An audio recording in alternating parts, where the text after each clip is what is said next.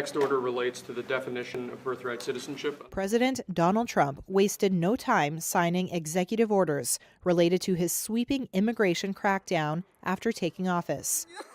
They include a broad ban on asylum and sending the U.S. military to the southern border, says Reuters correspondent Ted Hesson.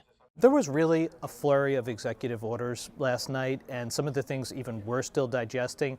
The refugee resettlement program, for instance, which brought in 100,000 people last year from other countries who are refugees abroad, was put on pause indefinitely, at a minimum 3 months, but potentially longer. He took steps to move military assets to the border and empowered the Secretary of Defense to send troops as needed, but also tasked the Pentagon with supplying resources for border wall, for detention space, and for other aspects of border security.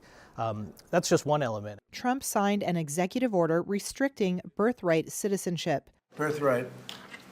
That's a big one. Prompting several states and civil rights groups to file lawsuits, arguing it violated the U.S. Constitution, specifically a 14th Amendment clause stating anyone born in the U.S. is considered a citizen. It's entirely possible that a month from now, this order will be put on hold or will still be debated legally, and it seems like the sort of issue that could potentially make its way to the Supreme Court, in which case that could mean months or years of legal wrangling before we have an answer as to whether this was lawful or not.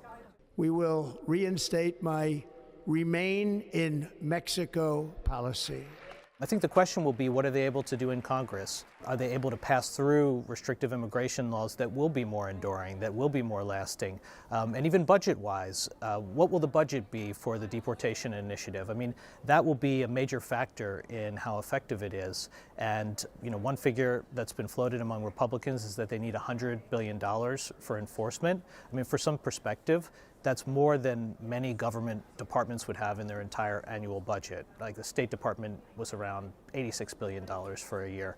So I think whether they get that or not is a huge question. Trump's critics and immigration advocates say the president's mass deportation plan could disrupt businesses, split families, and cost U.S. taxpayers billions of dollars.